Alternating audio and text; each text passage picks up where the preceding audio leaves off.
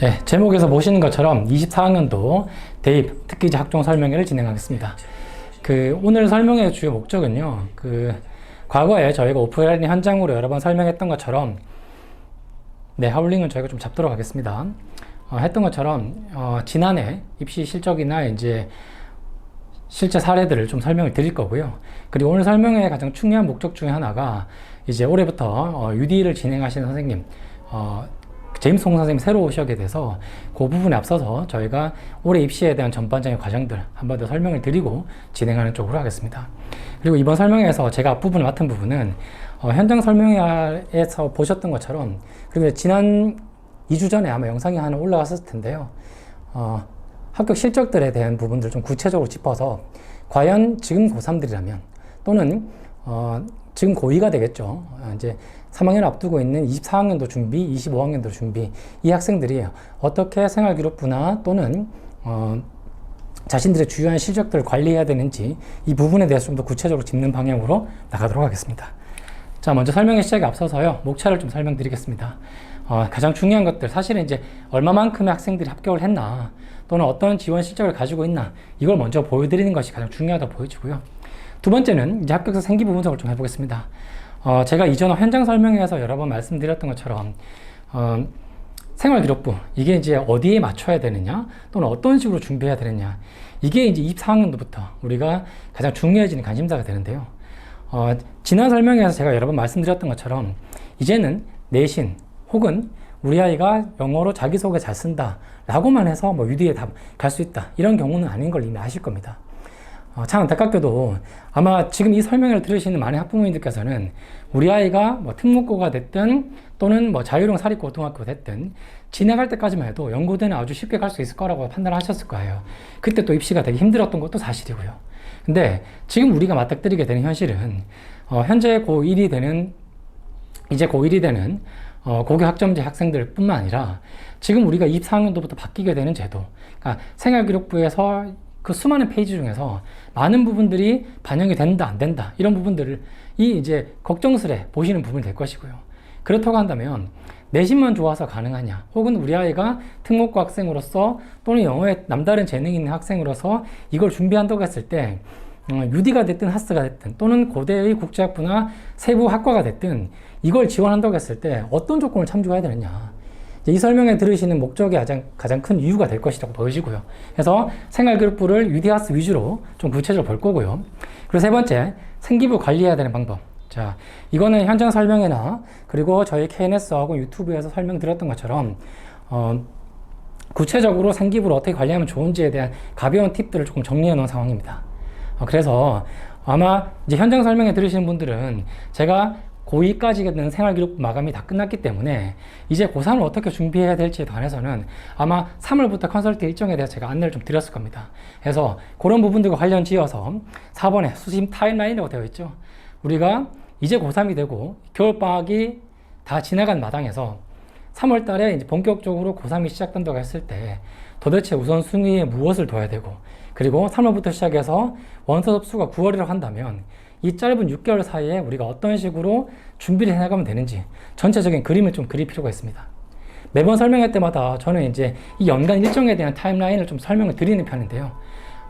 전체적인 부분을 아셔야지만 그 세부적인 상황에서 디테일하게 우리 아이를 위해 또는 학생이 무엇을 챙겨야 될지에 대한 디테일한 구조화가 되겠죠. 그래서 타임라인의 기준으로 연간 일정표를 보여드릴 거고요. 그리고 이번에 새로운 추가된 것들이 지난해 입시 끝나고 나서 수시나 정시 합격자들을 통해서 저희가 인터뷰한 내용들이 있습니다. 아마 이제 개인정보나 또는 얼굴이 요즘 나오기 싫어하는 친구도 있어서 저희가 과거에는 합격생들을 대상으로 학원에 초대해서 이제 직접 이 라이브 설명회에서 학생들 얼굴을 보여드리고 사례를 좀 공유하는 시간들을 많이 가졌었어요. 근데 이번에는 저희가 설문을 따로 받아서 그 내용들 중에서 가장 중요한 부분들, 내가 원서 접수 그리고 내가 입시를 해보니까 이런 것들이 중요하더라 라는 것들을 몇 가지 추려서 제가 정리한 부분이 있으니까요, 합격자들의 조언이라는 코너에서 같이 보시면 될 것 같고요. 그리고 아무래도 이 영상을 보시는 학부모님들 중에서 가장 관심 갖는 학과들이 아마 연대 UD나 하스일 겁니다. UD 같은 경우도 우리가 어떻게 전공 적합성이 맞느냐 또는 어떻게 준비해야 되느냐, 이런 질문들을 많이 하시지만 세부 전공에 대해서는 자세하게 아시는 분들이 잘 없을 거예요.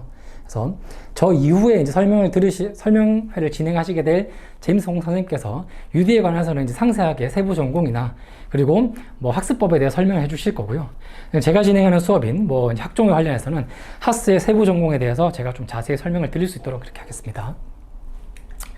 자, 먼저 보시겠습니다. 최근 2개년도 학교 실적입니다. 자, 21년도가 되겠죠. 22학년도 UD 하스 그리고 이제 학업부 수영. 고대의 경우 연고대 2개 학교만 정도만 가지고 저희가 실적을 좀 보여드리는데요. 재정의 같은 경우는 아시는 것처럼 이제 몇몇 특목고 학생들의 실적들이 예년에 비해서 많이 안 좋았었습니다. 뭐 저희가 분석하기에는 당연히 코로나 영향도 있었을 것이고요. 근데 그럼에도 불구하고 저희 내부적으로는 온라인으로 진행됐다 보니까 많은 학생들이 지원하고 또 학원 수강하다 보니까 학원 수강생들이 합격을 하는 경우가 상당히 많았습니다. 보시는 것처럼 UD 같은 경우에 이제 37명으로 한다면 통상 우리가 UD 모집 인원이 117명이기 때문에 한 3분의 1 가량 좀 많은 수가 합격을 했고요. 하스 역시 마찬가지죠. 그래서 하단에 보시는 것처럼 외고 국제고의 비중이 컸다. 엄밀히 말해서는 이제 소위 우리가 알고 있는 서울의 4대 외고 이외의 외고들의 좀 비중이 커졌고요. 그리고 여기서 특이할 만한 점은 자, 생기부 반영이 본격적으로 높아지기 시작했었습니다. 아마 제가 과거 올린 영상이나 또는 현장에서 진행한 설명회 중에서도 과연 UD를 지원하는 친구들이 영어만 잘해야 되느냐 라고 묻는다면 제가 아니요라고 말씀드릴 수 있었던 이유가 21학년도에 입시를 준비했던 이 학생들의 몇몇 사례들을 해서 제가 발췌한 부분들이고요. 그리고 그런 면에서 오히려 생활기록부의 내용들이 좀 더 반영이 됐다. 이건 뭐 내신적인 측면일 수도 있겠지만 생활기록부의 활동 내역이나 또는 교과서 혜택이나 이런 부분들도 종합적으로 작용이 됐다고 보여집니다. 그리고 밑에 보시는 것처럼 하스는 내신이 더 중요해졌다. 이제는 다수의 학부모님들께서 또는 학생들이 UD가 내신이 높아요? 하스가 내신이 높아요? 이런 질문은 안 하세요. 불과 2년 전까지만 해도 당연히 연대하면 UD지. 우리가 이제 국제학부를 지원하는 친구들이면 거기서 고민했었는데요. 이미 대학교육협의회에서 발표된 합격생들의 실제 내신 자료들, 그게 50% 컷이든 70% 컷이든 이런 자료들을 통해서 아마 다 확인을 하셨을 겁니다. 이제는 하스의 점수가 더 높죠. 그렇다고 UD가 더 낮은 학과냐, 안 좋냐, 이런 부분은 아닙니다. 왜냐하면 UD는 그 지원자들의 성향이나 또 지원자들의 모집단 그 수가 분명히 뚜렷하고요. 하스는 이제 우리가 한국어로 면접을 보잖아요. 그렇기 때문에 그들 사이에서 일반고나 그리고 지방자사고나 특목 학생들이 다양한 유형들이 지원하기 때문에 소위 내신 점수만 놓고 보기에는 그 유형들을 반영하지 못하기 때문에 점수가 높을 수밖에 없다.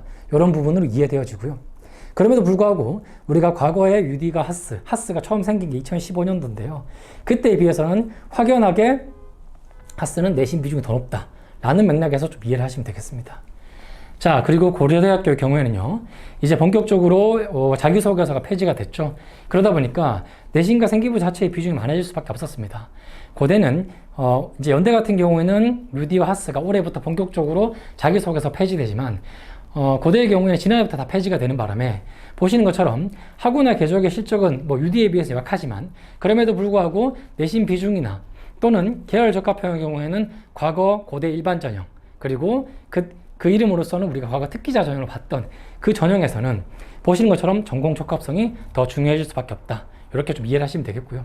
그리고 당장 우리가 22년도 지난해가 되겠죠. 이제 따끈따끈한 신입생이 되는 학생들의 실적을 보자면 UD의 경우에 학생이 조금 줄었습니다.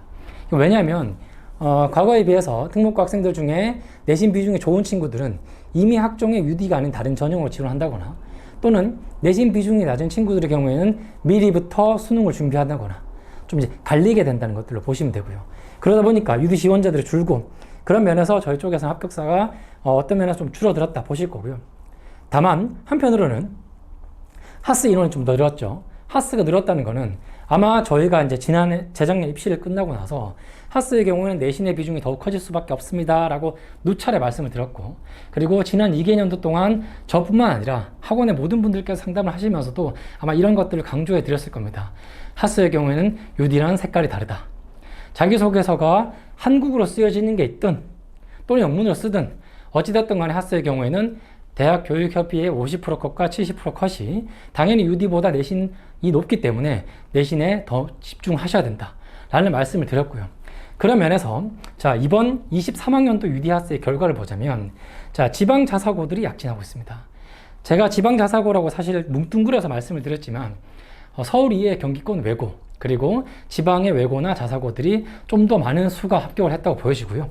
그리고 유디의 경우에는 영어 내신 비중이 상당히 더 깊게 보는 형태로 바뀌었습니다. 자, 저희가 지난해까지는 자기소개서가 있었기 때문에 저희가 상담이나 컨설팅을 진행할 때 생활기록부를 다 참고를 하게 되는데요. 그런 경우에서 영어 내신 등급이 특목고를 하더라도 4등급의 경우에는 저희가 받질 않았습니다. 왜냐하면 유디를 지원한다는 학생들은 응당 영어를 잘한다는 전제 하에서 학교에서 학생들을 판별합니다.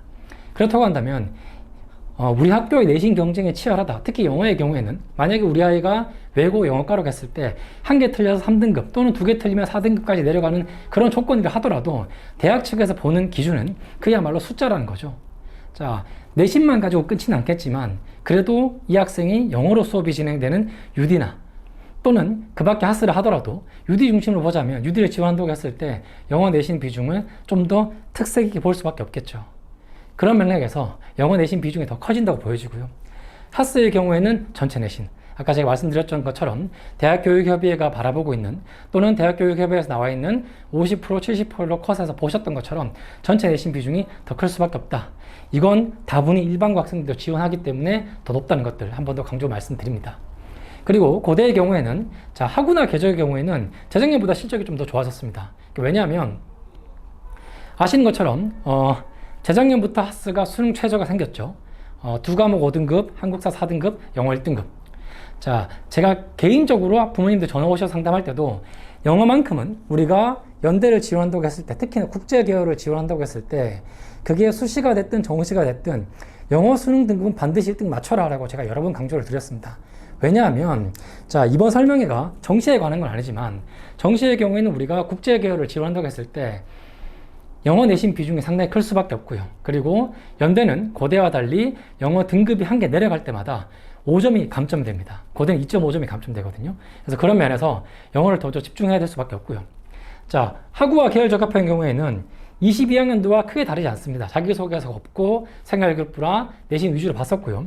그리고 학업부 수행의 경우에는 내신과 수능 최저, 사합 7이라는 조건이 이제 만만치는 않으니까요. 그리고 뒤에 설명을 드리겠지만 올해부터는 이제 고려대학교 학업부 수행을 지원하게 될 때는 사합 8이 되겠죠. 내신 조건이 완화됐으니까 더 승산이 있지 않을까. 이거 반은 맞고 반은 틀리다는 말 제가 현장 설명회를 진행하면서도 여러 번 말씀드렸던 걸로 기억이 납니다. 자, 내신 조건, 수능 조건 자체가 완화됐다는 것은 어떤 의미에서는 기회의 문이 넓어졌다는 거고요. 또 다른 의미로는 그만큼 경쟁자들이 더 치열해질 수밖에 없다 라는 맥락으로 이해하실 수 있을 거고요. 그리고 이제 서울대를 제외한 연고대, 소위 스카이 중에서 수능 최저도 없는 유일한 전형이 되어버린 계열 적합한 경우에는 응당 학업부 수용에 비해서 모집 단위가 전체적으로 줄어들었음에도 불구하고 지원자들은 더욱 많아질 가능성이 크다. 왜? 아무 조건을 보지 않으니까 더 많은 경쟁자들이 몰릴 것이다 라는 맥락에서 이해하시면 되겠습니다. 그래서 계열 적합형은 과거 특기자 전형의 이름처럼 우리가 생활기록부를 많이 참고할 수밖에 없다. 이런 맥락에서 이해하시면 되겠습니다. 자, 이제 보시겠습니다. 아마 많은 학원들이나 여러 업체들을 통해서 합격 실적인 합격자들에 대해서 이제 자료를 많이 보셨을 거예요.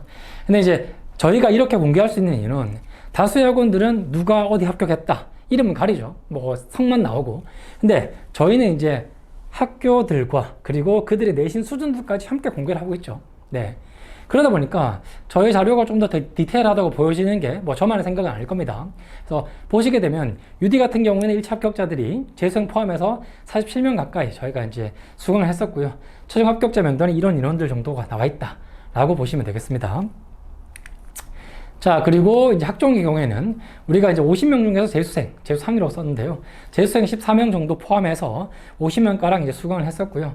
그 중에 서울대, 그리고 연대, 고대, 이화여대, 학종의 경우에는 제가 일부러 이화여대를 따로 넣었는데요.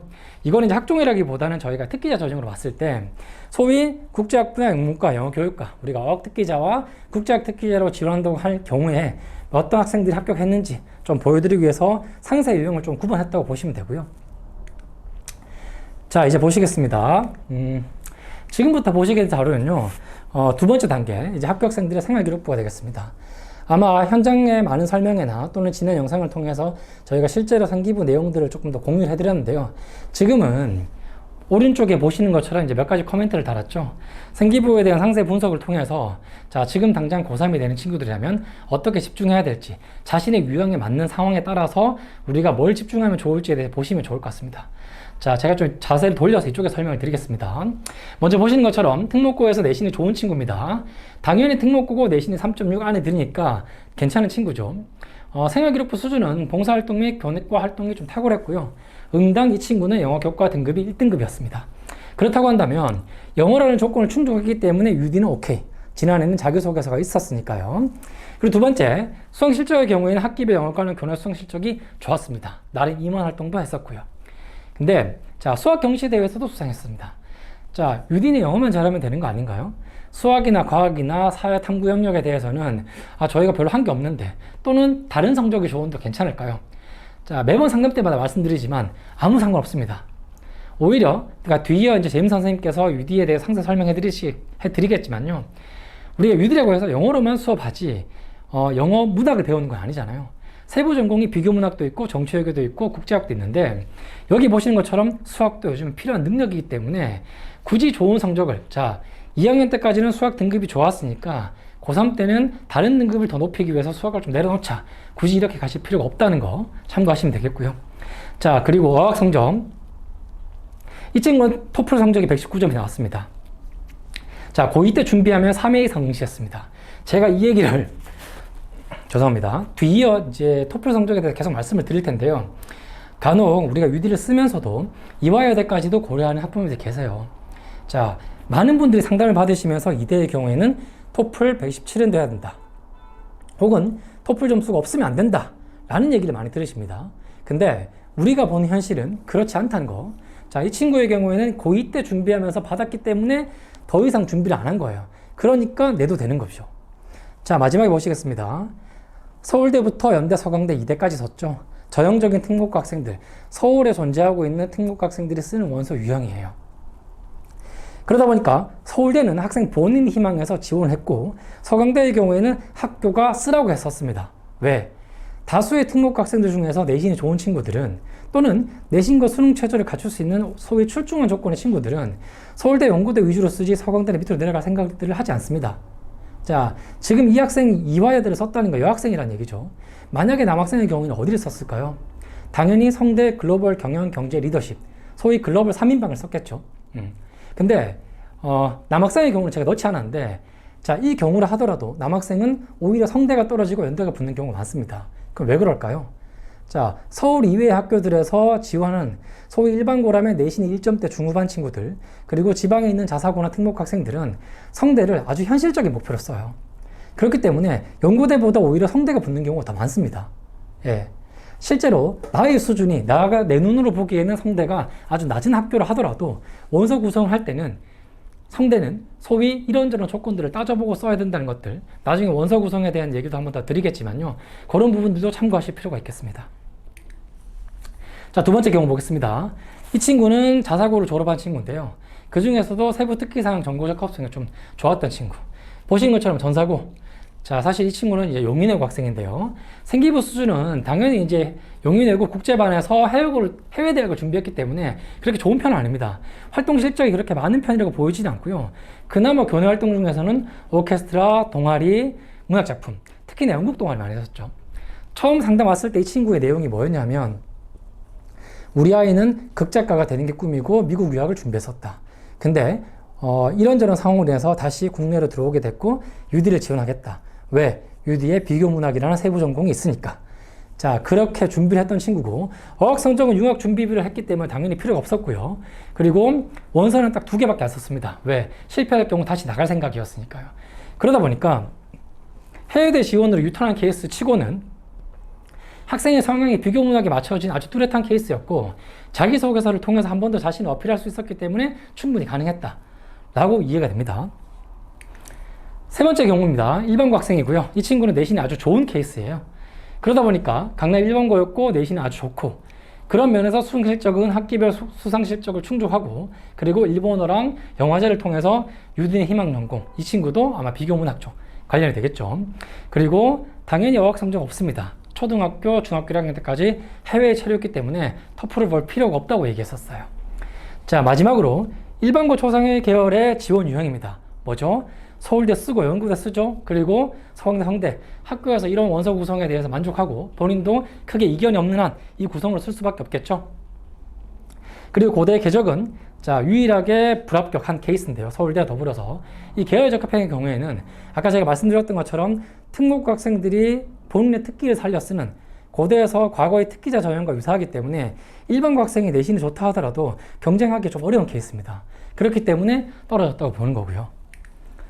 자, 이 경우에는 지방특목고입니다. 자, 경상권 외고, 그리고 생기부 수준은 당연히 빈약할 수밖에 없습니다. 왜? 서울에 우리가 4대 외고에 비해서는 약하다는 건 당연한 거고요. 그렇기 때문에 수상 실적이 학기별 수상은 충족했다. 그리고 과학 및 미술에 대해서 또는 토론대회 수상도 있다. 자, 토플 성적은 없습니다. 자, 없다고 저희가 표현했지만 과거 110점으로 더 이상 제출하지 않았어요.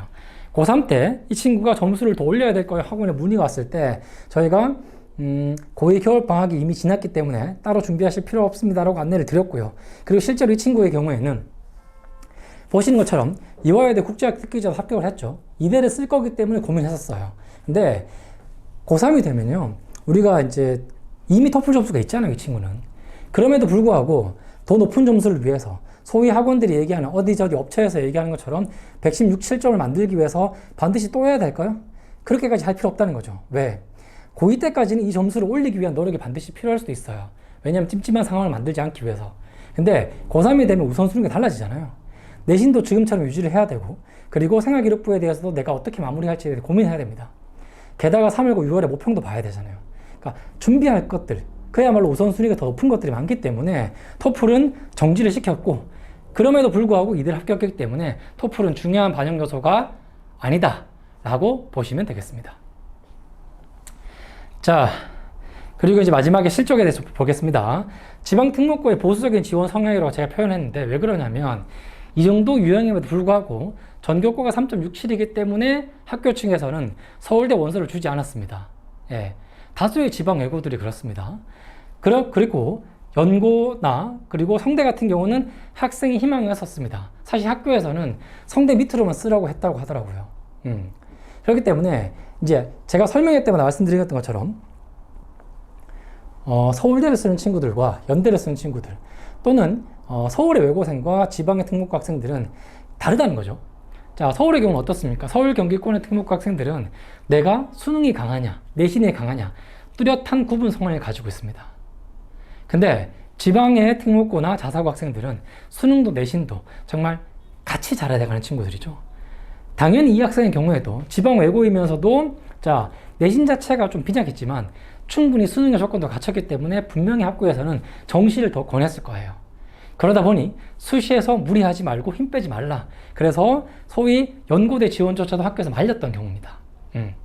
그래서 이제 지방 학생들의 경우에는 다분히 상담도 많이 받으시고 어떤 의미에서는 지금 저와 함께 하시는 것처럼 영상을 보는 또는 실시간으로 이렇게 설명에 참여하시는 경우를 제외하고는 정보가 아주 빈약할 수밖에 없습니다.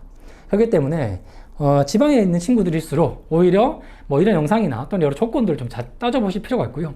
그리고 지금 서울의 4대 외고나 또는 특목고 다니면서 소위 연고대 유디나 또는 그 밖에 좋은 학교들을 준비하는 친구들의 경우에는 수능도 내신도 다 되는 친구들은 오히려 학교에서는 내신을 더 수능 위주로 정시를 더 권유받기 때문에 그런 면에서 지금까지는 우리가 경쟁이 약했다.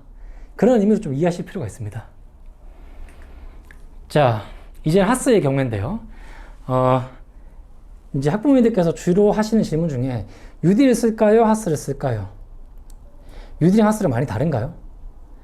한혜위 선배는 UD, 하스 둘 다 합격했던데 뭐가 달라요? 이런 질문들 많이 하시죠. 좀 더 구체적으로는 UD, 하스 생기부를 어떻게 다르게 꾸며야 될까? 이런 질문들 많이 하세요. 예. 그것 때문에 한 번 더 보여드린 겁니다. 자, 지금 이 경우에는 특목고 학생이면서도 내신이 좋은 친구고요.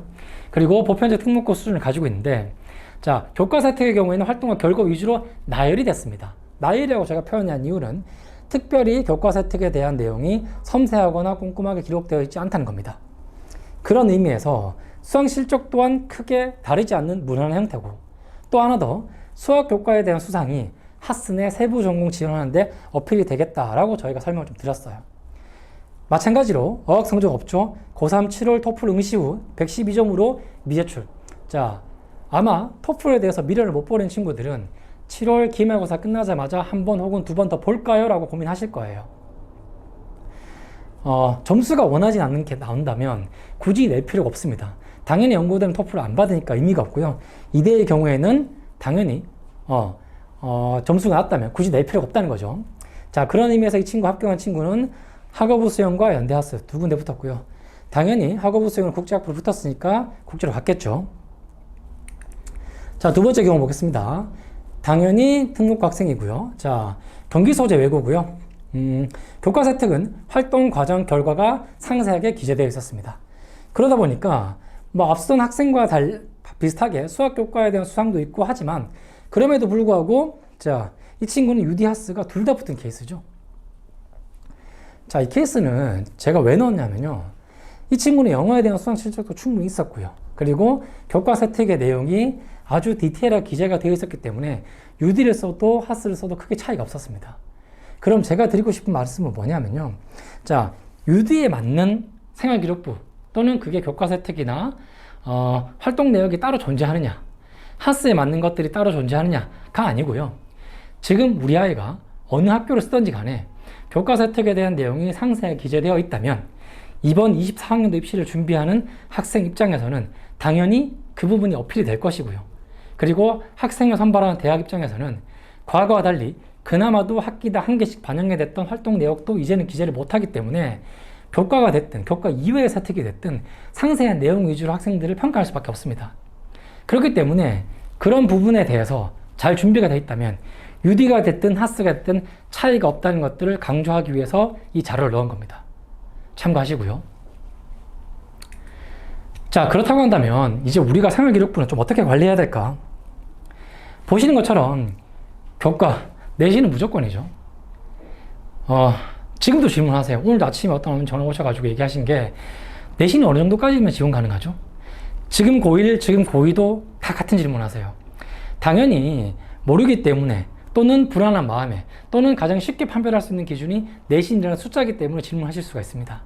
자, 내신은 아주 기본적인 조건입니다. 그래서 주요 교과 과목, 주요 교과나 또는 전체 교과라는 것은 의미가 없다는 것도 한 번 더 말씀을 드리고요.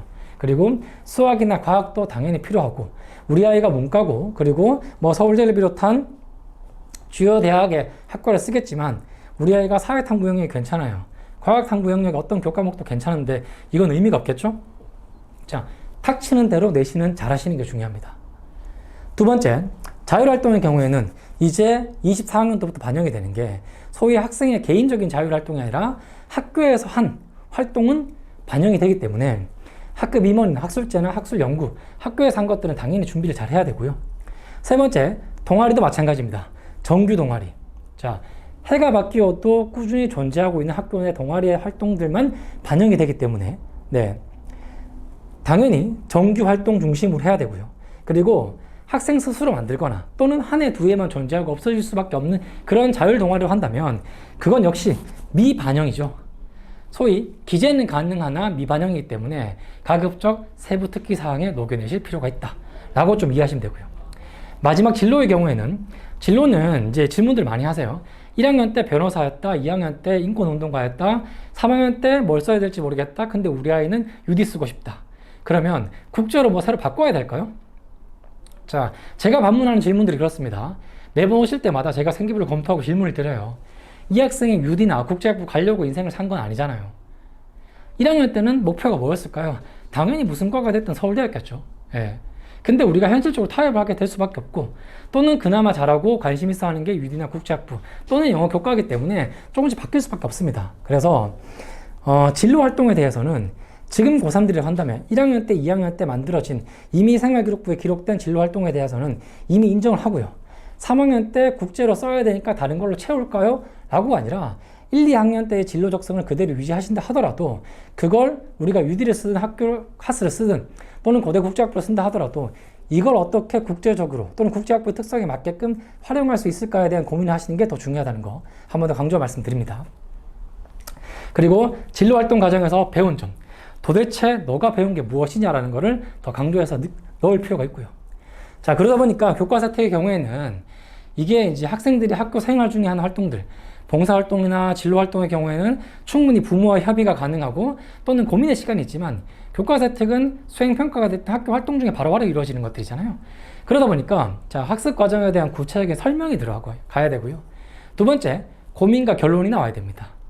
세 번째, 학습 이해에 대한 구조화. 자, 말은 쉽지 그럼 어떻게 하란 말이죠? 사례를 보시겠습니다. 여기 보시는 것처럼 소셜미디어 관련 영어 강의 시청 후 자신의 말로 요약했다. 그리고 도식화에 정리했다. 그러면 실제로 학생의 수행평가 과정에서 또는 교과 관련 활동 중에서 본인들이 한 활동이나 내역들이 있다면 적어도 지금 고3이 되는 친구들이라면 이번 1학기 경우에 1학기 한해서라도 본인들의 교과 관련 세탁에 기록이 될 만한 활동들을 했다면 반드시 따로 메모를 해두는 것이 중요합니다. 아마 지난 12월에 저의 이제 현장 설명회를 들으시고 컨설팅에 상담을 예약하신 분들께도 제가 말씀을 드렸던 부분인데요. 자, 지나간 것들은 어쩔 수 없습니다. 지금 1학년, 2학년 생기부는 바꿀 수가 없잖아요.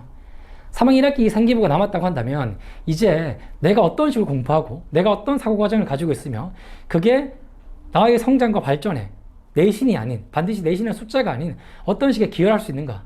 그리고 이렇게 구조화된 나의 학습 습관이 UD나 하스나 또는 고대 개별 학과가 됐을 때 들어가서 내가 공부하는데 어떤 도움이 되겠다라는 것들을 어필할 수 있는 정도로 잘 메모가 되어 있어야 됩니다. 그래야지만 고3 1학기, 소위 우리가 7월 달에 기말고사 끝나고 방학하자마자 학교 선생님들과 8월 첫째 주, 둘째 주 사이에 생활기록부를 마무리하겠죠. 자, 물론 교사의 성평도 되게 중요한 부분입니다. 하지만 그에 앞서 생활기록부의 세탁에 대한 부분들도 충분히 대학 측에서 면밀히 검토하는 부분이니까요. 그런 부분에 대해서 학교 선생님께 7월에 가서 자, 선생님 저 이 활동 했는데 이렇게 했는데 이거 좀 바꿔주세요 라고 그냥 말하는 게 아니라요. 그때그때 기록한 내용들을 가지고 선생님께 자료를 제출해야 선생님도 충분히 반영할 수 있다는 것들, 이걸 꼭 기억하셔야 됩니다. 자, 학교 유형마다 좀 다르지만요. 다수의 서울의 4대 외고 학생들 같은 경우에는 대부분 고3 1학기 때 생활기록부 정리와 관련해서 학부모님들이나 학생들이 직접 가서 얘기를 하면 다 수정을 해주는 편이에요. 그리고 경기권이나 지방 같은 경우에는 그런 게 불가능하죠. 교사의 권한이니까요. 근데 얼마만큼 내가 자료를 잘 준비해서 디테일하게 가져가느냐, 여기에 따라서 선생님들도 달리 보시니까 그런 부분들 꼭 챙기실 필요가 있습니다. 자, 그리고 만약에 우리가 컨설팅을 활용한다면 또 어떤 식으로 준비하면 좋을까? 이거는 제가 매번 보여드리는 건데요. 단계별로 우리가 3월 목표를 봤을 때 혹은 그 이전이라고 한다면 지금 시기에 내가 쓰고자 하는 학교를 몇 가지 정도 정하고요. 그리고 3월, 6월 목표 정도 보고 나서 이제 도출입니다. 6개 딱 요렇게만 쓰겠다. 혹은 내가 만약에 9월 목표를 보고서도 변동 사항이 생긴다면 나머지 것들 스페어로 찾고 가겠다. 그리고 마지막 9월 목표까지 끝나고 왔을 때 원서 접수 시에는 나 이대로 해도 후회 없겠다 라는 마음가짐으로 이런 단계별 과정을 가야 되고요. 지금 내신 성적, 고3 내신 성적까지 봐야지, 또는 이제 고3 돼서 목표를 진짜 보고 결정해야지 한다는 건 늦습니다. 자, 어쨌든 예측 가능한 범위에서 움직여야 된다는 거, 그래야지만 학생도 안정을 느끼고 거기에 맞게끔 준비할 수 있다는 것들 꼭 기억하셔야 될 겁니다. 자, 이제 거의 마지막 단계입니다. 제가 말씀드렸던 그 타임라인의 단계인데요. 만약에 대학 수시 상세 일정에 대해서 질문을 하신다면 저는 매번 이렇게 설명을 드립니다. 자, 지금 2월 말이지만 2월 중순이지만 1, 2월 달에 소위 이겨낸 생기부를 통해서 자신에 대해 좀 진단할 필요가 있습니다. 저는 고2 겨울방학 때 열심히 해서 이제 무조건 잘 나올 것 같아요. 내신은 충분하고요. 근데 제가 원래 정치외교과를 생각했다가 갑자기 국제학부를 틀 거예요. 혹은 경상계열, 사회과학 계열 위주로 준비했다가 그냥 국제학부를 쓰고 싶은데요 라고 한다면 1, 2학년 때 생기를 보면 본인이 가능한지 아닌지 나오겠죠. 네, 적어도 어느 정도 적합성을 맞춰야 되니까요. 3월 달에 모평을 보고 나서 창체나 교과 세특에 대한 방향을 설정하실 필요가 있습니다. 아까 제가 보여드렸던 것처럼 교과 세특에 대해 예시가 있었잖아요. 그걸 나중에 선생님이 기록해 놓은 거 보고 이렇게 바꿔달라고 하고 싶어요 라는 거는 본인에게도 학교 선생님에게도 설득력이 떨어집니다. 지금부터라도 3학년 1학기 본격적으로 시작한다면 교과 활동 중에 어떤 세특이 기록될 만한 부분들이 있다면 그걸 꼼꼼하게 기록해 놓을 필요가 있고요. 그것들을 잡아나가는 과정이라고 보시면 됩니다. 두 번째, 4월, 5월의 경우에는 응당, 우리가 중간고사와 더불어서 자, 지원 계열을 교환한 교류 활동 및 생기부 내용을 기록하실 필요가 있고요. 그리고 6월에는 모평을 보겠죠. 자, 9월 달에 원서 접수 직전에 있는 모평 이전에 우리가 본격적으로 내가 전국적으로 이 정도 수준이 될 텐데 라는 걸 판별하는 기준으로 했을 때 대학과 학과 지원에 대한 범위, 아까 우리가 컨설팅 받을 때 2단계 있죠? 6개에서 8개 학교 정도를 잡아나가는 그 과정이라고 보시면 되겠습니다. 그 세 번째, 최종 점검의 단계입니다. 이제 7월부터는 본격적으로 준비할 수밖에 없죠. 자, 자녀분들이 보통 기말고사가 7월 첫째 주, 둘째 주 있습니다. 끝나자마자 학생들은 당연히 수능 준비와 그리고 대학별 고사가 있는 학교들이라면 거기에 맞춰 준비를 할 거예요. 하지만 그 앞서 우리가 자기소개서가 사라졌다고 해도 원서 구성에 대해서 고민을 많이 하시겠죠. 생기부도 마무리해야 되고요.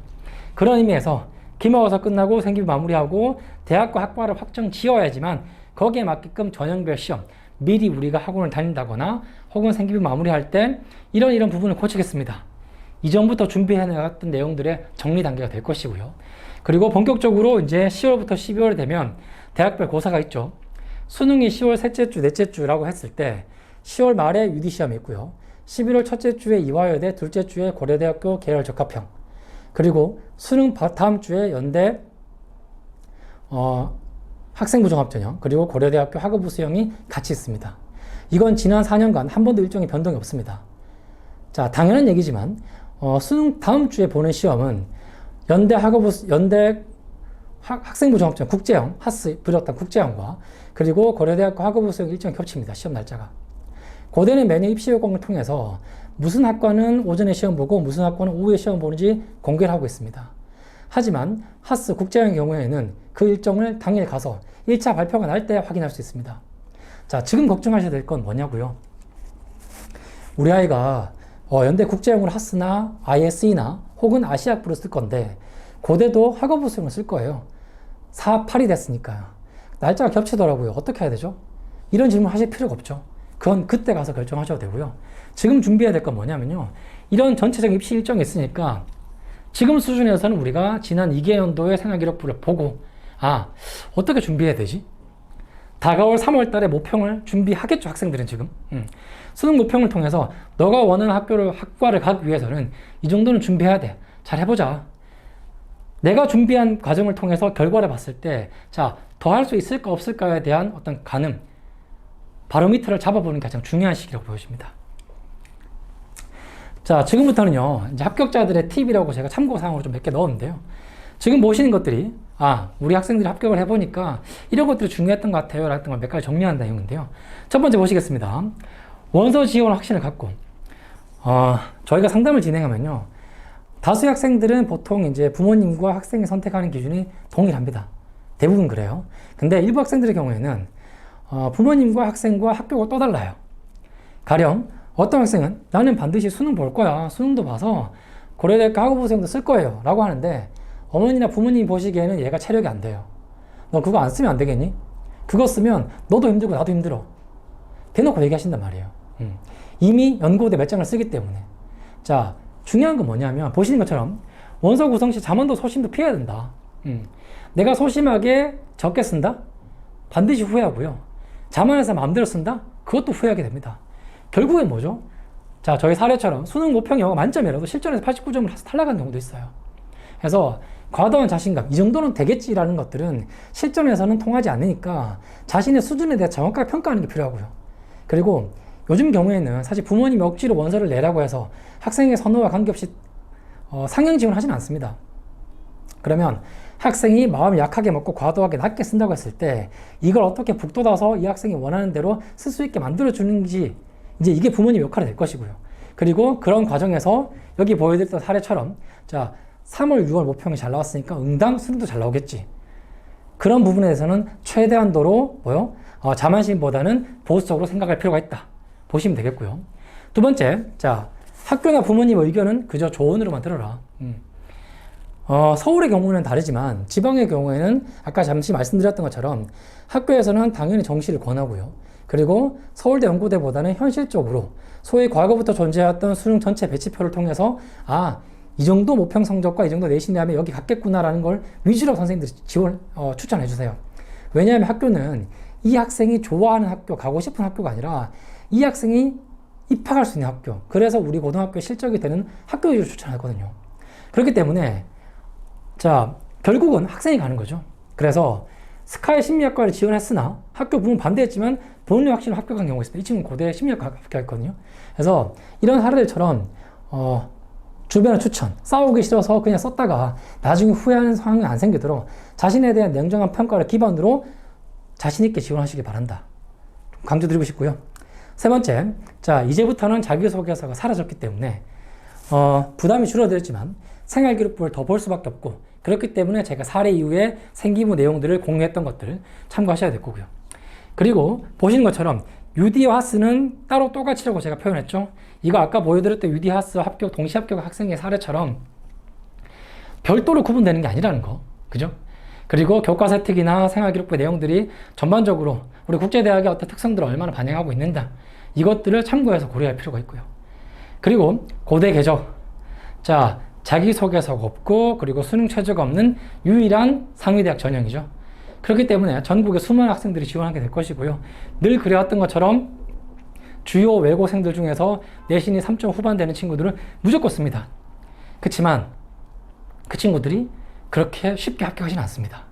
그렇기 때문에 수능 최저도 자소서도 없다고 쉬운 전형이 아니라 오히려 학우가 되고 궤적이 안 되는 경우도 많기 때문에 이건 충분히 검토하고 원서를 써야 된다. 왜? 제가 궤적에 대해서 한 번 더 말씀드린 이유는요, 결국에는 이 궤적을 만만하게 보고 썼다가 다른 현실적으로 가능한 학교들을 놓치는 경우들이 많아요. 그래서 반수하거나 재수하는 경우도 있고요.